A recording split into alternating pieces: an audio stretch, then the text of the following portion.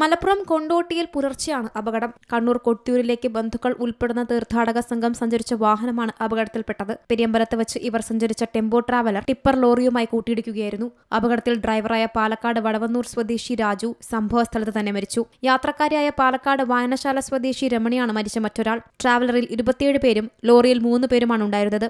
ഇടിയുടെ ആഘാതത്തിൽ ട്രാവലറിന്റെ മുൻവശം പൂർണ്ണമായും തകർന്നു. സ്ഥലത്തെത്തിയ കൊണ്ടോട്ടി പോലീസും നാട്ടുകാരുമാണ് രക്ഷാപ്രവർത്തനം നടത്തിയത്. അപകടത്തിൽ 15 പേർക്ക് പരിക്കേറ്റു. ഇതിൽ ചിലരുടെ പരിക്ക് ഗുരുതരമെന്നാണ് വിവരം. ഡ്രൈവർ ഉറങ്ങിയതാകാം അപകട കാരണമെന്നാണ് പോലീസിന്റെ പ്രാഥമിക നിഗമനം. കൊല്ലം പാൽക്കുളങ്ങരയിലുണ്ടായ അപകടത്തിലാണ് 9ാം ക്ലാസ്സുകാരൻ മരിച്ചത്. അയത്തിൽ സ്വദേശി സൽമാൻ ഫാരിസാണ് മരിച്ചത്. അമ്മയ്ക്കൊപ്പം സ്കൂട്ടറിൽ പോകവേ ഇരുവരും സഞ്ചരിച്ച സ്കൂട്ടറിൽ ടിപ്പർ ലോറി ഇടിച്ചാണ് അപകടമുണ്ടായത്. റോഡിലേക്ക് തെറിച്ചു വീണ കുട്ടിയുടെ ശരീരത്തിലൂടെ ടിപ്പർ ലോറി കയറിയിറങ്ങിയതാണ് മരണകാരണം. ലോറിയെ മറികടക്കാൻ ശ്രമിക്കുന്നതിനിടെ എതിരെ വന്ന ഇരുചക്ര വാഹനത്തിൽ തട്ടി നിയന്ത്രണം നഷ്ടപ്പെട്ട സ്കൂട്ടർ ലോറിക്കടിയിലേക്ക് വീഴുകയായിരുന്നു. അമ്മ എതിർഭാഗത്തേക്കും മകൻ ലോറിക്കടിയിലേക്കും വീഴുകയായിരുന്നു. സംഭവത്തിന്റെ CCTV ദൃശ്യങ്ങളും പുറത്തുവന്നു.